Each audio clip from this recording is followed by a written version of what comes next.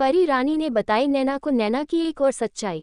दोस्तों, अब तक आप सब ने देखा कि पृथ्वीराज सिंह अपने दोस्त सैनिकों से बोलता है कि उसे शिकार पर जाना है। तभी दोनों सैनिक पूछते हैं कि महाराज आपने कहाँ शिकार पर जाना है। तभी पृथ्वी सिंह कुछ सोचते हुए बोलता है, सुना है सूर्यगढ़ के जंगलों में काफी शिकार है, तो हम शिकार पर वही चलेंगे। दोनों सैनिक जब महाराज की बात सुनते हैं तो घोड़े तैयार करने के लिए निकल जाते हैं। अब कहानी में आगे। अब तक इधर पृथ्वी सिंह के कहने पर उसके सैनिक घोड़े तैयार करना शुरू कर देते हैं। दूसरी तरफ कुणाल अपने कक्ष में बेचैनी से बस नैना के बारे में ही सोच रहा था। उसकी आंखों के सामने झील सी गहरी नीली आंखें बार बार आ रही थी। दूसरी तरफ कुणाल के आदमी पूरे जंगल को अच्छे से छान रहे थे, लेकिन उन्हें नैना का एक भी सबूत नहीं मिल रहा था।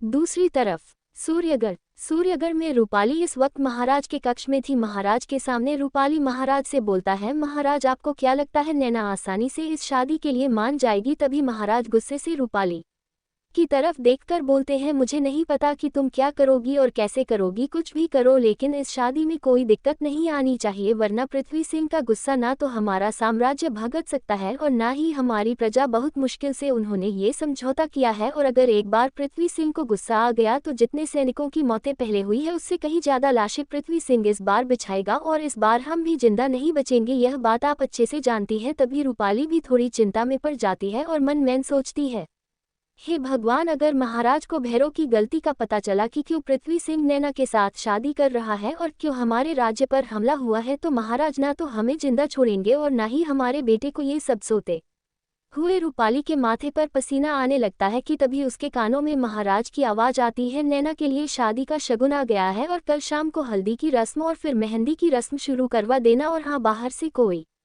भी नहीं आना चाहिए, सिर्फ हम महल के लोग ही होंगे। तभी रूपाली खुद को संभालते हुए बोलती है, जी महाराज, आप जैसा चाहते हैं वैसा ही होगा। कल सुबह ही हम हल्दी की रस्म की तैयारी शुरू कर देंगे और उसके कुछ समय बाद ही हम मेहंदी की रस्म भी शुरू कर देंगे, आप चिंता मत कीजिए। तभी महाराज रूपाली की तरफ देखकर बोलते हैं, ठीक है, अब आप जाए विश्राम कीजिए, हमें भी कुछ चर्चा के लिए महामंत्री से मिलने जाना है। इतना बोल महाराज रूपाली की तरफ देखे बिना ही अपने कक्ष से चले जाते हैं। इधर रूपाली महाराज के कक्ष से निकलती है और सीधा अपने कक्ष में जाती है। अपने कक्ष में जाने के बाद रूपाली एकादशी को बुलाकर बोलती है कि जो महागुरु से राधिका के लिए लैप बनवाओ और फिर लेट ले जाकर राधिका को अच्छे से लगाना, और हाँ, राजकुमारी की सेवा में कोई कमी मत रखना, वरना तुम जानती हो ना कि तुम्हारे साथ क्या करूंगी मैं। तभी दासी डरते हुए ही कि महारानी बोलकर रूपाली के कक्ष से चली जाती है। दासी के जाते ही रूपाली के चेहरे पर थोड़ी चिंता आ जाती है और वह चिंता से ही अपने मन में सोचने लगती है, अगर पृथ्वी सिंह ने शादी से पहले नैना का चेहरा देख लिया तो वह मेरी राधिका के पीछे ना पड़ जाए, इसलिए मुझे जितना हो सके राधिका को पृथ्वी सिंह के सामने आने से रोकना होगा, क्योंकि मैं अपनी बच्ची की शादी उसे शैतान से कभी नहीं करूंगी। क्योंकि मैंने सुना है कि पृथ्वी सिंह बदसूरत तो है ही, लेकिन उसके अंदर औरतों के लिए कोई है दया नहीं है, इसीलिए तो मैं महाराज को मनाकर नैना को पृथ्वी सिंह के लिए तैयार करवाया है। कुछ भी हो, मैं अपनी बच्ची को उसे शैतान के हवाले कभी नहीं होने दूंगी। यह सब सोते हुए ही रूपाली अपने कक्ष से राधिका के कक्षा की तरफ बढ़ जाती है। दूसरी तरफ राधिका अपने कमरे में गुस्से और जलन से नैना को सबक सिखाने का सोच रही थी कि तभी रूपाली एकदम से राधिका के कमरे में आती है तो देखी है राधिका गुस्से में बेड पर बैठी हुई अपने सारे सामान को बेड से नीचे फेंक रही थी। ये देखकर रूपाली समझ जाती है कि राधिका नैना से गुस्सा है, इसलिए रूपाली खुद को शांत करती है और फिर एकदम से राधिका के पास जाकर बोलता है, शांत हो जा बेटा, वैसे भी उसे कामिनी की जिंदगी 2-3 दिन की ही है, अगर वह ज्यादा देर तक चाहिए कि भी तो उसे शैतान की गुलाम बनकर ही जाएगी। क्योंकि पृथ्वी सिंह एक बदसूरत और पत्थर दिल राजा है, जिसे ना तो कभी किसी औरत का सम्मान किया है, ना ही किसी औरत को खुद को छूने दिया है। तो खुद सोच, नैना की जिंदगी तो वैसे भी जीते जी नर्क में बदलने वाली है। जैसे ही राधिका अपनी माँ की बात सुनती है तो खुशी से बोलती है, क्या आप सच कह रही हो माँ? क्या नैना की जिंदगी सच में बर्बाद हो जाएगी? तभी रूपाली राधिका के मुंह पर हाथ रख देती है और बोलती है, धीरे बोल, दीवारों के भी कान होते हैं, और हाँ, अब तो 2-3 दिन तक कोई गड़बड़ी मत करना और जितना हो सके शादी की रस्मों से दूर रहना, क्योंकि मैंने सुना है कि वह शैतान गुस्से में औरत और आदमी में कोई फर्क नहीं समझता, इंसान और जानवर में भी उसे कोई फर्क नजर नहीं आता। ये तो मेरा दिमाग काम कर गया कि जो मैंने तेरे बदले नैना को महाराज को पृथ्वी सिंह से शादी करने के लिए मना लिया, वरना मुझे तो यही चिंता थी कि कहीं उस शैतान से तेरी शादी ना हो जाए। तभी राधिका डरते हुए बोलती है, नहीं माँ, हम उसे शैतान से कभी शादी नहीं करेंगे और ना ही हम शादी की रस्मों में सबके सामने आएंगे, हम आपसे वादा करते हैं। तभी रूपाली अपनी बेटी के सिर पर प्यार से हाथ फेरती है। और बोलती है तुझे सुंदर सुंदर लहंगे चाहिए ना, तो हमने राज्य का सबसे बड़ा दर्जी कल बुलाया है जो उसे कामिनी के लिए भी वस्त्र बनाएगा और तेरे लिए भी। तभी राधिका गुस्से से बोलती है उसके लिए क्यों माँ? तभी रूपाली राधिका से बोलता है क्योंकि तू तो जानती है भले ही हमने घर में उसे नौकरानी से भी बुरी जिंदगी ही हो, लेकिन दुनिया के नज़र में वह महाराज की बेटी है, इसीलिए उसे कुछ ढंग के कपड़े तो पहनना ही पड़ेंगे ना शादी में, इसीलिए मजबूरी है बेटा। तभी राधिका भी खुशी से बोलता है ठीक है मन, वैसे भी उसकी जिंदगी कुछ दिनों की तो मेहमान है। इतना बोल दोनों माँ बेटी हंसने लगती हैं। दूसरी तरफ नैना का कक्ष।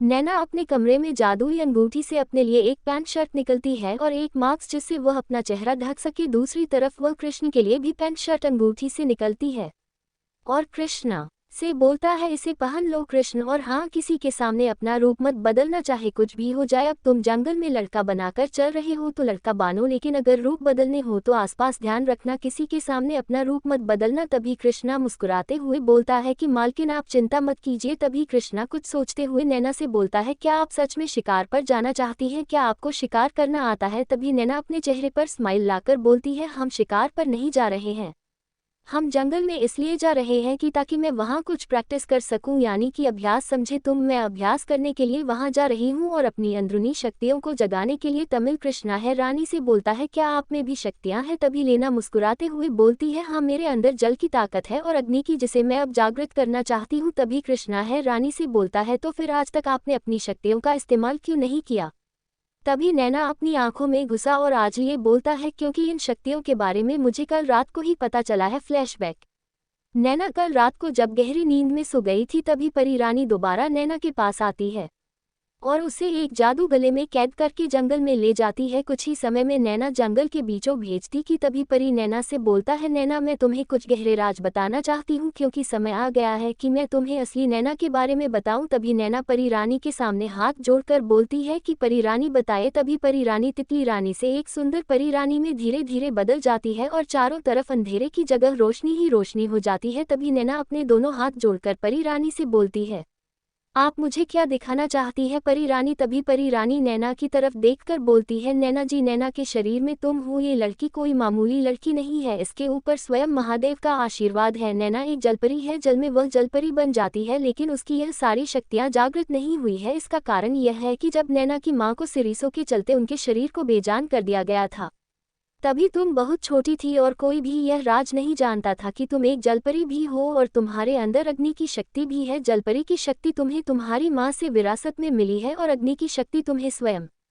महादेव ने दी है। जैसे ही नैना ये सुनती है तो हैरान रह जाती है। तभी नैना हैरानी से बोलता है तो इस बारे में किसी को नहीं पता, स्वयं महाराज को भी नहीं। तभी परी रानी नैना से बोलती है हाँ नैना यह बात खुद नैना को भी नहीं पता थी कि उसके अंदर कौन कौन सी शक्तियां हैं, क्योंकि जब उसकी शक्तियों को जागृत होना था तभी नैना की माँ को धोखे से जादुई जड़ी बूटियां दी गई थी जिससे वह जल्द से जल्द एक जिंदा लाश में बदल जाए। और यह बात तुम्हारी माँ ने कभी तुम्हारे पिता को भी नहीं बताई थी कि वह एक जलपरी है।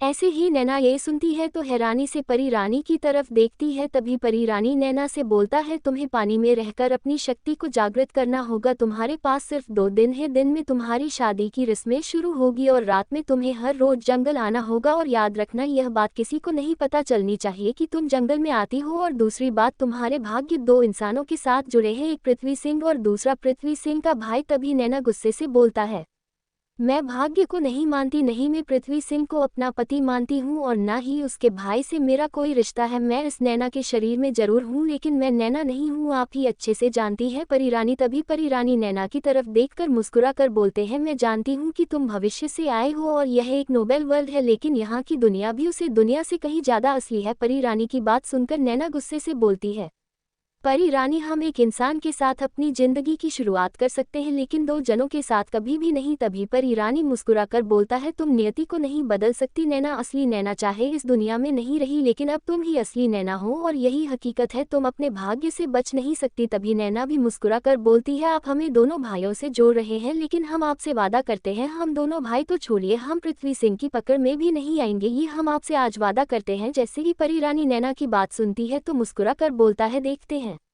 तुम नियति से जीती हो या नियति तुमसे, लेकिन सबसे पहले तुम्हें अपनी शक्तियों को जागना होगा, क्योंकि जितना तुम्हारा सांस लेना जरूरी है उतना ही तुम्हारी शक्तियों का जागना भी जरूरी है। तभी नैना भी परी रानी की बात को गंभीरता से लेती है और बोलती है, ठीक है परी रानी, कल ही मैं जंगल में आऊंगी और अपनी शक्तियों को जागृत करूंगी। तभी परी रानी नैना की बात पर मुस्कुराती है और परी रानी नैना से बोलता है, ठीक है अब तुम अपने कक्ष में जाओ और हम परी लोग। इतना बोल परी रानी अपनी छड़ी घुमाती है और नैना को उसके कक्ष में भिजवा देती है और खुद परी लोग की तरफ उड़ जाती है।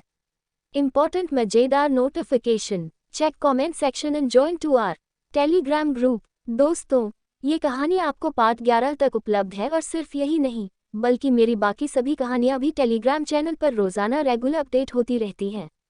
रिबर्थ इन अमेजिंग वर्ल्ड के पार्ट 11 तक पहले ही अपलोड हो चुके हैं और यह कहानी भी रोजाना कंटिन्यू हो रही है। इसके अलावा मेरे दूसरे सभी चैनलों की स्टोरीज भी वहीं लगातार चल रही है और वहां पर गाइस 100 जोड़ स्टोरीज भी ऑलरेडी अपलोड हो चुकी है और डेली होती है बहुत सारी स्टोरीज अपलोड। तो दोस्तों, अगर आप ढेर सारी स्टोरीज का मजा बिना किसी रुकावट के लेना चाहते हैं तो जल्दी से ग्रुप ज्वाइन कर लीजिए। ज्वाइन करने के बाद पिन मैसेज जरूर चेक करें। आप चाहे तो मुझे पर्सनल मैसेज भी कर सकते हैं। मेरा नाम प्रियांशु है। टेलीग्राम ग्रुप का लिंक आपको कमेंट सेक्शन में मिल जाएगा। आप कहानी को शुरू करते हैं। अब तक इधर परी रानी नैना को महल भेज देती है और खुद परी लोग चली जाती है। दूसरी तरफ नैना जैसे ही अपने कक्ष में वापस आती है तो अपने भविष्य के बारे में सोते हुए ही अपने बेड पर बैठ जाती है और धीरे धीरे गहरी सोच में डूब जाती है। अपनी जिंदगी के बारे में सोचते सोचते ही नैना को कब नींद आ जाती है उसे पता ही नहीं चलता। इसी तरह पूरा दिन बीत जाता है। फ्लैशबैक एंड इधर कृष्णा जब नैना से पूछता है कि जंगल में उसे क्या करना है, तभी नैना उसे अपने पास बैठी है और उसे बोलती है, कृष्णा मुझे वचन दो, जो बातें मैं तुम्हें बता रही हूँ वह तुम कभी किसी को नहीं बताओगे, चाहे कुछ भी हो जाए। कृष्ण अपने दोनों हाथ जोड़कर नैना के सामने खड़ा हो जाता है और बोलता है, आपका जो भी राज है वह मेरे दिल तक ही दफन रहेगा, यह मैं आज आपसे वादा करता हूँ। तभी नैना कृष्ण को परी रानी की बताई हुई सारी बातें बताती है, जिसे सुनकर कृष्ण के चेहरे पर खुशी और चिंता के भाव आ जाते हैं। तभी कृष्णा नैना से बोलता है, आपको जंगल में बहुत सोच समझकर अपनी शक्तियों को जागना होगा और बहुत ध्यान से, क्योंकि जंगल जितना शांत होता है उतना ही वह अंदर से जहरीला भी होता है। तभी नैना मुस्कुरा कर बोलता है, जंगल से मेरा बचपन का नाता है कृष्णा, इसलिए जंगल से मुझे कभी निराश नहीं मिली और आज भी मेरा दिल कहता है कि यही जंगल मुझे खुशियां देगा। एक बार मुझे मेरी शक्तियों को जागृत कर लेने दो, उसके बाद मेरी मां को मैं जल्द से जल्द ठीक कर दूंगी और इस साम्राज्य को भी इसका असली महाराज दूंगी। तभी कृष्णा हैरानी से बोलता है, क्या कहना चाहती है आप? तभी नैना अपने चेहरे पर स्माइल लाकर बोलती है, एक भाई भी है कृष्णा, जिसे मैं नहीं जानती कि वह कहाँ है। की बात सुन कृष्णा हैरानी से नैना की तरफ देखकर बोलता है, क्या मतलब आपको नहीं पता आपका भाई कहाँ है? तभी नैना मायूसी से ना में सिर हिलाकर बोलता है, नहीं मुझे नहीं पता, अगर पता होता तो अब तक मैं मेरे भाई के पास होती, लेकिन कुछ भी हो मैं बहुत जल्दी इस रहस्य तक पहुंच जाऊंगी कि मेरा भाई कहाँ है। लेकिन सबसे पहले मुझे अपनी शक्तियां जगनी है और फिर मेरी माँ को भी ठीक करना है और फिर इस महल के हर इंसान को सजा देनी है जिसने मेरी माँ के साथ यह सब किया, मेरे भाई के साथ जिसका मुझे कुछ पता भी नहीं है कि वह कहाँ है। इस महल का असली वारिस वह है और राज इस महल पर वह घटिया माँ बेटी कर रही है। ये सब बोलते हुए नैना की आंखें किसी आंख की तरह जल रही थी कि तभी कृष्णा नैना को शांत करते हुए बोलता है, शांत हो जाए मालकिन, हमें सबसे पहले आपकी शक्तियां जागृत करनी है। तभी नैना भी खुद को शांत करती है और कृष्णा से बोलता है, आज रात गहरी होते ही हम लोग जंगल में चले जाएंगे और सुबह सूर्य उदय होने से पहले ही हमें महल आना होगा। तभी कृष्णा भी हाँ में सिर हिलता है। इसी तरह दोनों का खाना उनके कमरे में आ जाता है। दोनों ही खाना खाकर सबके सोने का इंतजार करते हैं। दूसरी तरफ इधर पृथ्वी सिंह सूर्य ग्रह के जंगलों में प्रवेश कर चुका था और चारों तरफ उसके सैनिक थे और जंगल के एक कोने में उसके सैनिकों ने उसके लिए रुकने का प्रबंध भी कर दिया था। पृथ्वी सिंह अपने तंबू में बैठे हुए ही अपने एक सैनिक से बोलता है, सब लोग कुछ खा पी लो, उसके बाद हम शिकार पर चलेंगे। तभी एक सैनिक तंबू में आता है और बोलता है, महाराज आपका भोजन। तभी पृथ्वी सिंह एक नज़र भोजन की तरफ देखा है और उसे भोजन की थाली रखने का इशारा करता है। सैनिक भी भोजन की थाली साइड में रख देता है और पृथ्वी सिंह के सामने से झुककर खड़ा हो जाता है। तभी पृथ्वी सिंह उसे सैनिक को जाने का इशारा करता है तो सैनिक भी इशारा मिलते ही तंबू से बाहर चला जाता है। सैनिक के बाहर जाते ही पृथ्वी सिंह खाने की थाली उठना है और खाना खाने लगता है। कुछ ही देर में खाना खाने के बाद पृथ्वी सिंह तंबू से बाहर जाता है और चारों तरफ अपनी नजरें घूमकर देखता है। तभी एक सैनिक पीछे से आकर बोलता है, महाराज शिकार की सारी तैयारियां हो चुकी है। तभी पृथ्वी सिंह सैनिक की तरफ पलटकर बोलते हैं, ठीक है घोड़े तैयार करो। तभी सैनिक दोनों हाथ जोड़कर हाँ में सिर हिलता है और घोड़े तैयार करने चला जाता है। दूसरी तरफ दूसरी तरफ कृष्ण और नैना सबके सोते ही जंगल में आ चुके थे। तभी कृष्णा नैना से बोलता है, आप चिंता मत कीजिए, आप अपना कार्य कीजिए, मैं चारों तरफ अपनी नजरें बनाकर रखेगा। तभी नैना कृष्ण के सिर पर प्यार से हाथ फेरती है और बोलती है, मुझे तुम पर पूरा विश्वास है। कृष्णा ऐसे ही कृष्णा नैना की बात सुनता है तो उसके चेहरे पर स्माइल आ जाती है। तभी नैना कृष्ण से बोलती है, अपना ध्यान रखना, हम नदी में जा रहे हैं। अपने कदम नदी की तरफ बढ़ा देती है। इधर कृष्णा चारों तरफ अपनी नजरें घूम कर देख रहा था कि कहीं कोई खतरा तो नहीं है। इधर नैना जैसे ही नदी के पास पहुंचती है तो दोनों हाथ जोड़कर पहले गंगा माँ को प्रणाम करती है और फिर जल देवता को प्रणाम करती है। उसके बाद नैना जैसे ही आंखें बंद करती है तो उसके वस्त्र अपने आप बदल जाते हैं और चारों तरफ रोशनी ही रोशनी बिखरने लगती है। इसी के साथ नैना जैसे ही जल पर अपने कदम रखती है तो नैना डूबती नहीं बल्कि जल पर चलने लगती है। चलते चलते नैना नदी के बीचों बीच पहुंच जाती है कि तभी एकदम से नैना अपनी आंखें खोलता है तो देखी है कि वह जल पर खड़ी है और जल उसे भीगा भी रहा है और उसे डूबने भी नहीं दे रहा। ये देखकर नैना के चेहरे पर स्माइल आ जाती है।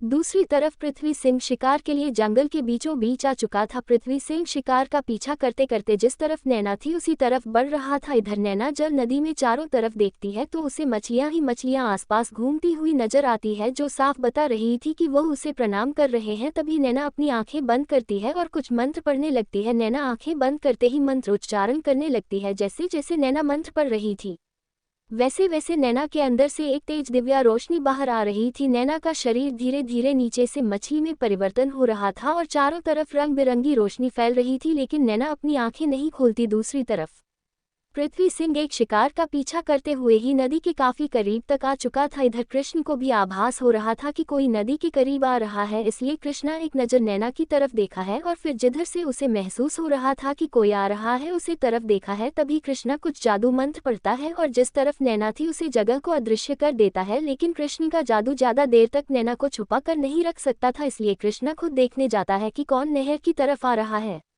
पृथ्वी सिंह एक हिरण का पीछा कर रहा था और उसके सैनिक भी पृथ्वी सिंह के पीछे थे। पृथ्वी सिंह अपने घोड़े से उतरता है और घोड़े की लगाम वहीं पर छोड़ देता है। धीरे धीरे पृथ्वी एक हिरण का पीछा करते हुए ही पेड़ों के पीछे से हिरण को देख रहा था कि तभी पृथ्वी सिंह देखा है कि हिरण बिल्कुल नदी के पास जा रहा है। तभी पृथ्वी सिंह तेज तीर हिरण की तरफ छोड़ देता है। जैसे ही तीन हिरण को लगता है वैसे ही हिरण तड़पते हुए ही जमीन पर गिर जाता है। हिरण के जमीन पर गिरते ही पृथ्वी सिंह के चेहरे पर मुस्कान आ जाती है। उधर नैना जो अपनी शक्तियों को जागृत कर रही थी उसे किसी जानवर की आवाज आने लगती है जो दर्द से करते हुए मदद की गुहार लगा रहा था, मुझे बचा लो, मुझे बचा लो, मेरे मरने के बाद मेरे बच्चों का क्या होगा। जैसे ही नैना के कानों में तड़पते हुए जानवर की आवाज आती है नैना एकदम से अपनी आंखें खोल देती है और इस वक्त उसकी आंखें बिल्कुल नीली थी। नैना एकदम से जल पर खड़ी हो जाती है और गुस्से से चारों तरफ अपनी नजर घुमा कर देखती है कि तभी उसे दूर एक हिरन जमीन पर तड़पते हुए नजर आता है। नैना जैसे ही उसे हिरन की तरफ देखती है तो अपना हाथ उठाती है। नैना के हाथ उठाते ही जल की लहरें नैना को एकदम से किनारे पर छोड़ देती है। नैना किनारे पर आते ही उसे हिरन की तरफ भागती है। उधर से पृथ्वी सिंह भी इस हिरन के पास आ रहा था जिसे उसने तीर मारा था। दूसरी तरफ नैना भी तेजी से भागते हुए इस हिरन के पास आ रही थी। इधर कृष्णा जो चारों तरफ ध्यान रख रहा था, जैसे ही वह नैना को भागते हुए देखा है तो वह भी नैना की तरफ बढ़ने लगता है। इधर नैना तेजी से उसे हिरन के पास पहुंच जाती है और उसे हिरन को गौर से देखती है तो उसे हिरन की कमर पर तीर लगा हुआ था। नैना जब उसे हिरन को दर्द से तड़पता हुआ देखते हैं तो फटाफट घुटनों के बल बैठ जाती है। उसे हिरन का सर अपनी गोद में लेती है और उसके सिर पर प्यार से हाथ फेरती है कि तभी उसे हिरन की दर्द से तड़पते हुए की आवाज आती है, मुझे बचा लो महारानी, मुझे बचा लो, मेरे दो छोटे छोटे बच्चे हैं, मुझ पर कृपा करो महारानी। जैसे ही नैना हिरन की बात सुनती है उसे हिरन से पूछती है, क्या तुम मेरी भाषा को समझ सकती हो। तभी वह हिरन बोलती है, हाँ महारानी, मैं आपकी भाषा को समझ सकती हूँ। जैसे ही नैना उसे हिरन की बात सुनती है तो हैरान रह जाती है। तभी नैना को याद आता है कि उसे वरदान है कि वह किसी का भी इलाज कर सकती है, इसलिए नैना फटाफट खड़ी होती है और नहर के आसपास अपनी नज़र घुमा कर देखती है कि तभी उसे कुछ ही दूरी पर एक चमकती हुई जड़ी बूटी नजर आती है। नैना फटाफट उस जड़ी बूटी की तरफ भागती है और जड़ी बूटी के पास पहुंचकर उसे तोड़ लेती है और उसे तोड़ते ही वह कुछ मंत्र पढ़ती है और वह जड़ी बूटी उसके हाथ में ही एक औषधि बन जाती है। नैना उसे औषधि को लेकर फटाफट उसे हिरन के पास आती है और गौर से उसे देखते हैं। फिर नैना उसे हिरन के पास छुपाकर उसके कमर पर लगे हुए तीर को एकदम से खींच देता है जिससे किरण दर्द से तड़पने लगता है और उसका खून तेजी से बहने लगता है। तभी नैन देखते हैं कि उसे तीर पर जहर भी है। नैना उसे जख्म को अच्छे से देखते हैं और फिर अपनी कमर से एक साफ कपड़ा निकालकर उसे जख्म को साफ करती है और फिर वह दवाई उसे हिरन के जख्म पर लगा देती है और फिर अपनी आंखें बंद करके अपनी कुछ शक्तियां उसे हिरन में डाल देती है, जिससे धीरे धीरे हिरन का दर्द कम होने लगता है और वह हिरन एकदम से जो बेजान हो गया था वह अब चमकने लगता है। जैसे ही नैना उसे हिरन को ठीक होता देखती है और उसे हिरन के अंदर से रोशनी निकलती देखती है तो नैना खुश हो जाती है और उसकी खुशी उसके चेहरे पर साफ नजर आ रही थी। उधर से कृष्णा भी भागते हुए नैना के पास आ जाता है और अपना सर झुकाकर घुटनों के बल बैठकर बोलता है, मालकिन आप चलिए यहाँ से, मुझे महसूस हो रहा है कि यहाँ कुछ और लोग भी हैं। तभी नैना कृष्ण की तरफ देखकर बोलती है, मुझे कोई फिक्र नहीं है कि यहाँ कौन है कौन नहीं, लेकिन हाँ, इस बेजुबान को जिसने भी मारा है मैं उसे छोड़ूंगी नहीं। इतना बोल लेना चारों तरफ देखने लगती है कि तभी उसे कुछ दूरी पर कुछ हलचल महसूस होती है।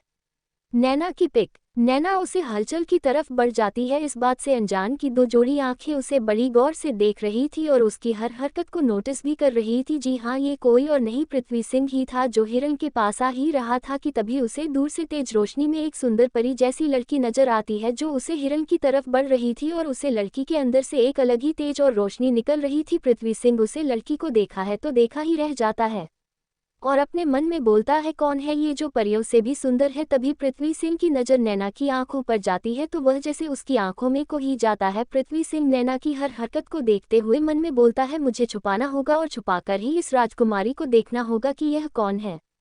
पृथ्वी सिंह की पिक। अब तक नैना जी तरफ हलचल हो रही थी, उसी तरफ बढ़ रही थी। दूसरी तरफ पृथ्वी भी एक पेड़ के नीचे बिल्कुल अदृश्य हो जाता है ताकि उसे कोई देख ना सके। नैना जैसे जैसे हलचल के करीब जा रही थी कि तभी वह देखती है कि जिस जगह हलचल हो रही थी उसे जगह पर दो छोटे छोटे खरगोश के बच्चे खेल रहे थे। खरगोश के बच्चों को देखते ही नैना के चेहरे पर प्यारी सी मुस्कान आ जाती है। नैना झुककर खरगोश के बच्चों में से एक बच्चे को उठा लेती है और उसके सिर पर प्यार से हाथ फेर कर बोलती है, नन्हे शैतानों, इस वक्त यहाँ क्या कर रहे हो? तुम्हें नहीं पता ये जगह अभी सुरक्षित नहीं है जो यहाँ से जो। नैना उन खरगोश के बच्चों को इतना बोलकर जमीन पर छोड़ देती है और वह खरगोश के बच्चे उछलते कूदते हुए ही वहां से दूर चले जाते हैं।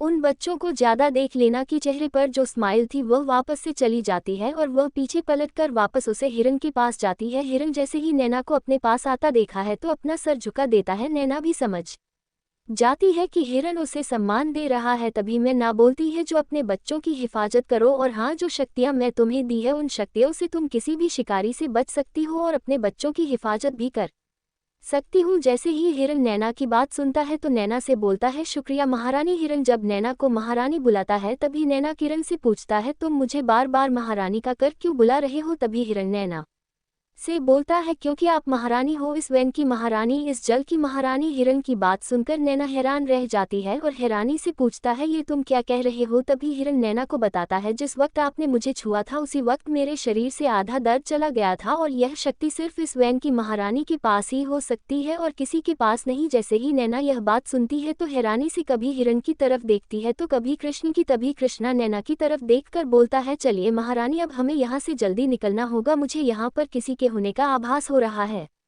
नैना की पिक। नैना जैसे ही कृष्ण की बात सुनती है तो हिरन से बोलती है, जो जाकर अपने बच्चों को संभालो, और कृष्ण की तरफ देखकर बोलती है, चलो कृष्णा, अब हमें भी चलना होगा, बहुत जल्द ही सुबह होने वाली है। इतना बोल लेना चाह रहा हूँ, तरफ जाने से पहले अपनी नज़रें घूम कर देखती है लेकिन उसे कोई नज़र नहीं आता। लेकिन नैना अपने मन में बोलती है, मुझे ऐसा क्यों लग रहा है कि कोई तो है यहाँ पर, फिर वह मुझे दिखाई क्यों नहीं दे रहा? ये सब बोलते हुए ही नैना वहाँ से आगे कदम बढ़ा देती है। कुछ ही दूरी पर जाकर नैना अपना लॉकेट पढ़ती है और मन में बोलती है, महल। कभी कृष्णा भी नैना का हाथ पकड़ लेता है और इसी के साथ दोनों ही वहाँ से गायब हो जाते हैं। नैना के वहां से जाते ही पृथ्वी सिंह, जो अदृश्य हो चुका था, वह एकदम से सामने आता है और जहां नैना गायब हुई थी उसे जगह को देखते हुए ही मन में बोलता है, आखिर कौन हो तुम? क्यों तुम्हारी झील सी आंखें मुझे अपनी तरफ खींच रही थी? क्यों मैं तुम्हें देखकर अदृश्य हुआ, जबकि मैं खुद एक ताकतवर राजा हूं जिसके सामने बड़े बड़े लोग सर झुकाने को मजबूर हो जाते हैं? लेकिन तुम जो भी हो, दोबारा मेरे सामने मत आना, वरना पता नहीं मैं क्या कर दूं। ये सब बोलते हुए पृथ्वी सिंह का चेहरा शैतान से काम नहीं लग रहा था।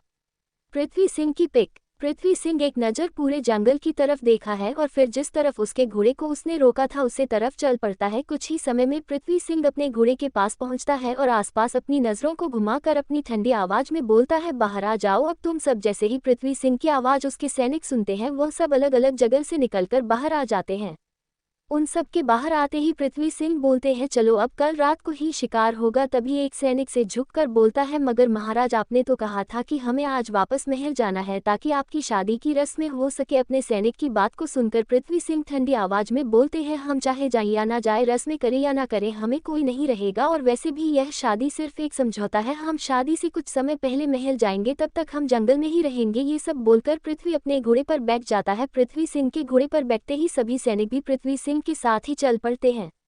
पृथ्वी सिंह जब घोड़े पर बैठता है तो फिर से उसकी आंखों के सामने नैना का खूबसूरत चेहरा नजर आने लगता है, जो किसी परी से काम नहीं था। दूसरी तरफ कुणाल पूरी कोशिश कर रहा था नैना को ढूंढने की, लेकिन उसे नैन का कोई सुराग नहीं मिल रहा था। गुस्से में कुणाल सिंह ने अपने दोस्त सैनिकों को जान से भी मार डाला था। कुणाल अपने मन में यह फैसला कर चुका था कि वह खुद जंगल जाकर नैना को ढूंढेगा, इस बात से अनजान कि पृथ्वी भी इस जंगल में है।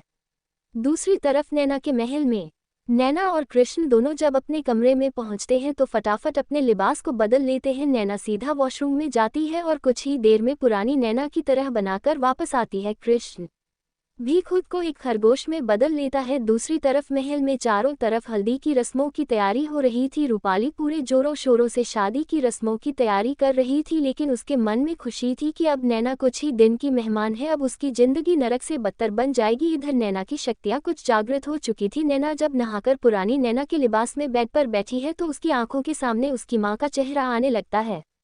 इधर नैना अपनी मां के बारे में सोच रही थी और इधर सूर्यगढ़ में और प्रतापगढ़ में शादी की तैयारी धूमधाम से चल रही थी। नैना सोचते सोचते ही बेड पर कुछ देर के लिए सो जाती है। तभी एकदम से उसके कमरे का दरवाजा खुलता है तो रूपाली कुछ दासियों को नैना के कमरे में लेकर आती है। जैसे ही रूपाली नैना को गहरी नींद में सोया हुआ देखते हैं तो उसका चेहरा गुस्से में लाल हो जाता है और दूसरे ही पल वह खुद को शांत भी कर लेती है, क्योंकि उसे नैना को शादी की रस्मों के लिए तैयार करवाना था। इसीलिए उसने खुद के गुस्से को कुछ समय के लिए अपने अंदर ही दबा लिया और फिर एक दासी से बोल जो नैना को उठाओ और उसे यह वस्त्र पहनकर बाहर लेकर आना। इतना बोलकर रूपाली नैना को एक नज़र देखकर उसके कमरे से बाहर चली जाती है।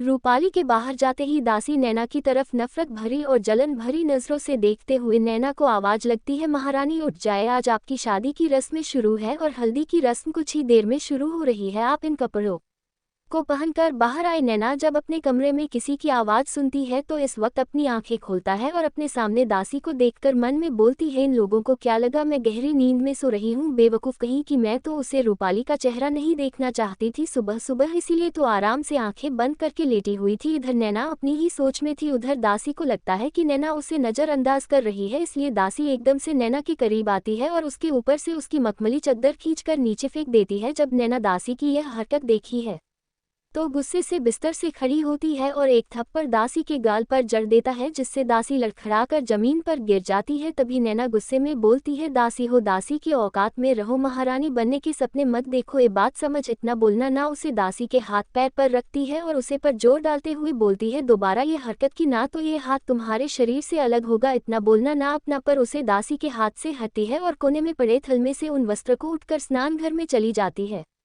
अब तक नैना को जाता देख दासी दर्द से करते हुए खड़ी होती है और अपने हाथ को देखकर जिस तरफ नैना गई थी उसी तरफ देखते हुए बोलती है, उड़ाले जितना उड़ना है तूने, अगर तेरे पर इस दासी ने ना कटवाए तो मेरा नाम भी कमल नहीं। इतना बोलकर वह दासी गुस्से में ही गेट के पास खड़ी हो जाती है। कुछ ही समय में नैना स्नान घर से वापस आती है और उसे दासी की तरफ देखकर बोलती है, हो गई मन में बकवास, अब चल। नैना की बात सुनकर दासी हैरान रह जाती है, लेकिन ज्यादा नहीं सोचती और नैना को साथ लेकर एक गलियारे से बड़े से हाल में आ जाती है। नैना भी सबकी तरफ गौर से देखती है लेकिन कुछ बोलती नहीं। रूपाली और राधिका जो इस वक्त हाल में बैठी थी, वह जैसे ही सामने नैना को देखते हैं तो अपने चेहरे पर घटिया स्माइल लाते हुए बोलती है, आ जाओ बेटा, आज तुम्हारी हल्दी की रस्म है। नैना भी ज्यादा कुछ नहीं बोलता और सबके सामने ही रूपाली को प्रणाम रानी सा बुलाती है। फिर राधिका की तरफ देखकर बोलती है, कैसी हो छोटी राजकुमारी, हमारी तरफ से आपको भी प्रणाम। जैसे ही रूपाली खुद के लिए महारानी सुनती है तो उसके चेहरे पर गरूर साफ नजर आने लगता है, लेकिन दूसरे ही पल जब वह राधिका के लिए छोटी राजकुमारी सुनती है तो उसकी आंखें छोटी हो जाती है और उसकी आंखों में गुस्सा साफ नजर आने लगता है। लेकिन वह सबके सामने नैना पर गुस्सा नहीं कर सकती थी, इसीलिए वह अपनी जगह से खड़ी होती है और नैना के पास जाकर उसके हाथ को पकड़कर बोलता है,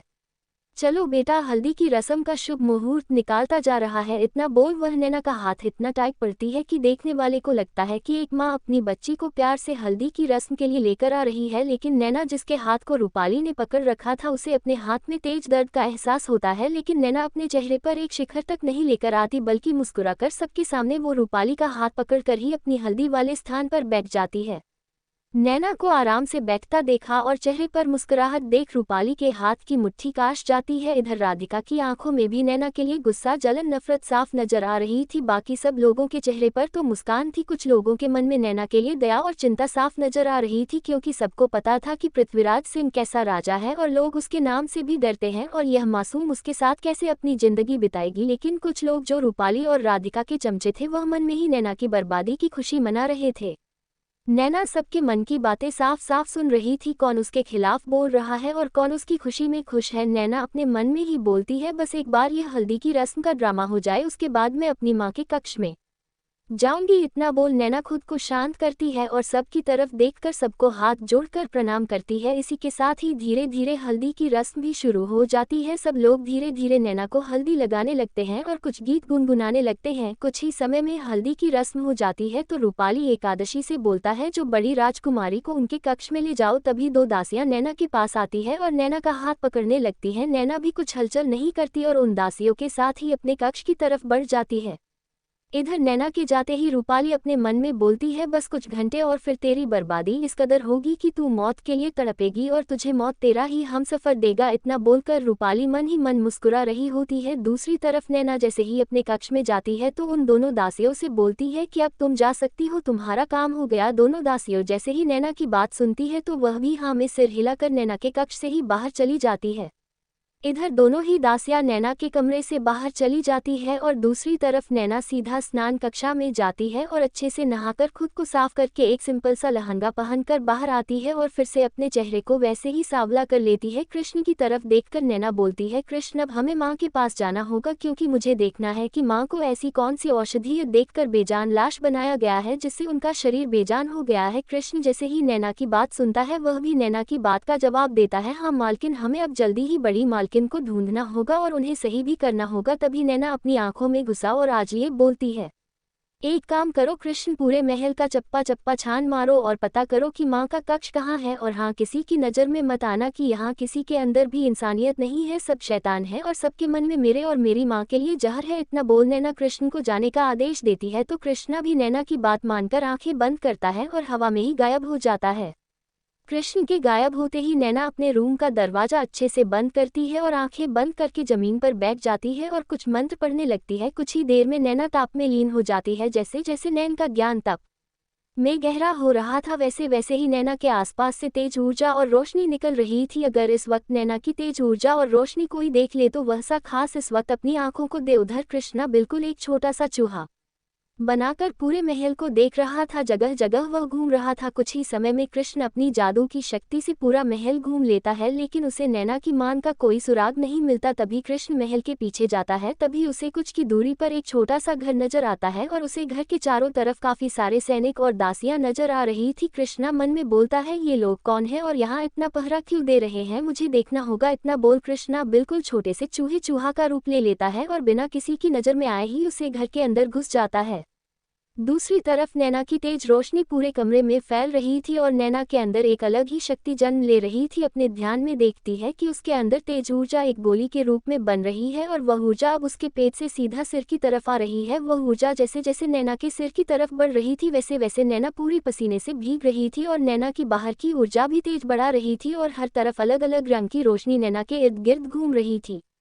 दूसरी तरफ कृष्ण उसे छोटे से घर में घुसकर चारों तरफ देखने लगता है। तभी कृष्णा एक बंद पड़े कमरे के अंदर जाता है तो उसकी नज़र सामने बिस्तर पर बेजान पड़ी औरत पर जाती है। उसे औरत के वस्त्र एक दासी की तरह थे और उसे कमरे में काफी टूटा पुराना सामान था, लेकिन वह कमरा फिर भी साफ सुथरा था। तभी कृष्ण की नज़र उसे औरत के चेहरे पर जाती है। उसे औरत का चेहरा देखकर ही कृष्णा मन में बोलता है, तो यह है बड़ी मालकिन, इनका चेहरा बिल्कुल नैना राजकुमारी की तरह है। कृष्ण अच्छे से चारों तरफ बेड पर चढ़ जाता है और घूम घूम कर नैना की माँ को देखने लगता है। कृष्ण कभी नैना की माँ के पैर के ऊपर चढ़ता तो कभी उनके पैरों की उंगलियों पर गुदगुदी करता, लेकिन नैना की माँ एक बेजान लाश की तरह पड़ी थी।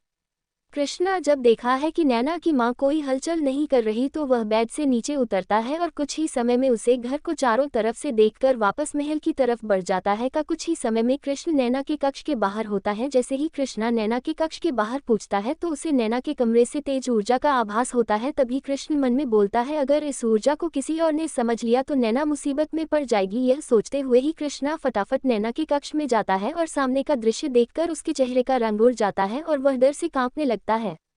जैसे ही कृष्णा सामने का नजारा देखा है तो अपने दोनों हाथ जोड़कर सर झुका लेता है, क्योंकि सामने नैना समुद्र की रानी का रूप ले चुकी थी और उसके चारों तरफ से अलग अलग रोशनियां निकल रही थी। पूरा कमरा जलस्तर हो रहा था लेकिन एक भी पानी की बूंद उसे कमरे से बाहर नहीं जा रही थी। ये देखकर कृष्णा हैरान था। पूरा कमरा जल से भरा हुआ था और एक बूंद भी बाहर नहीं जा रही थी। ये देखकर कृष्णा हैरान भी था और डरा हुआ भी। कृष्ण डरा हुआ था और उधर नैना को जैसे ही अपने कमरे में किसी अपने का एहसास होता है तो वह आंखें खोलकर देखती है तो सामने कृष्ण दोनों हाथ जोड़कर सर झुकाकर खड़ा था। ये देखकर नैना मुस्कुराकर बोलती है, कृष्ण तुम्हें मुझसे डरने की जरूरत नहीं है, बल्कि तुम्हें तो खुशी होनी चाहिए कि जिन शक्तियों को आज तक मैं नहीं जानती थी आज वह शक्तियां मेरे अंदर समा चुकी है और जागृत भी हो चुकी है। अब बहुत जल्द मेरे दुश्मन अपनी गलतियों के लिए मुझे क्षमा मांगेंगे, लेकिन मैं उन्हें क्षमा नहीं करूंगी बल्कि ऐसी सजा दूंगी जो इस युग में लोग पाप करने से पहले 1000 बार सोचेंगे। ये सब बोलते हुए ही नैना की आंखें जो नीली थी अब वह नफरत से लाल हो रही थी।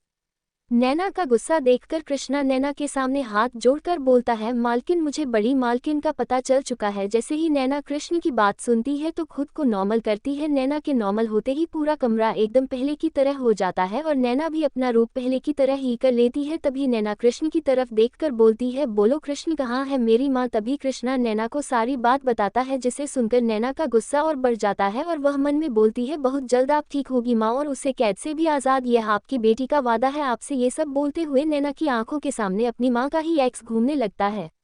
दूसरी तरफ पृथ्वी सिंह ने जब से नैना को देखा था तब से उसके दिल में उथल पुथल मच रही थी और उसकी आंखें फिर से नैना को देखने के लिए तरस रही थी। उधर कुणाल सिंह भी महल से रवाना हो चुका था, इस बात से अनजान कि जिस जंगल में वह जा रहा है उसे जंगल में उसका बड़ा भाई पहले से ही मौजूद है। पृथ्वी सिंह अपने सैनिकों से बोलता है, आज शाम को ही हम लोग शिकार शुरू करेंगे और कल सूर्य उदय होने से पहले ही हमें वापस महल भी निकालना है, इसलिए कुछ समय हम शिकार करके ही महल जाएंगे। तभी दो सैनिक बोलते हैं, जी महाराज, हमने आज शाम को ही शिकार करने की तैयारी कर ली है और महल में भी संदेश भिजवा दिया है कि कल आप समय पर महल में पहुंच जाएंगे। जैसे ही पृथ्वी सिंह अपने सैनिक की बात सुनता है तो अपनी ठंडी आवाज में बोलता है, ठीक है अब तुम लोग जा सकते हो। उन सैनिकों को भेजने के बाद पृथ्वी सिंह जैसे ही अपनी आंखें बंद करता है तो उसकी आंखों के सामने फिर से नैना का वही चेहरा नजर आता है। पृथ्वी सिंह अपनी आंखें बंद किए हुए ही बोलता है, मत खेलो मुझे वरना तुम मेरी कैद में ऐसी कैद होगी कि तुम्हें पता नहीं चलेगा कि दिन कहाँ है और रात कहाँ। ये सब बोलते हुए पृथ्वी सिंह का चेहरा तो शांत था लेकिन उसके अंदर नैना को पाने की आग लग चुकी थी।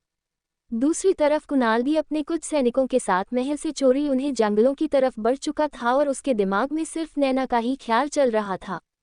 तो दोस्तों, किसकी किस्मत में लिखी है नैना, पृथ्वी सिंह या कुणाल? आप लोगों को क्या लगता है किसे चुनेगी नैना अपना हमसफर और कौन बना है नैना के लिए? क्या ये दोनों ही बनेंगे नैना के हमसफर या नियति को बदल देगी नैना? क्या नैना अपनी मां को ठीक कर पाएगी? क्या होगा नैना और पृथ्वी का विवाह? जानने के लिए पढ़ते रहिए हमारी यह कहानी। अगर कहानी अच्छी लग रही है दोस्तों तो लाइक जरूर करना। हर हर महादेव।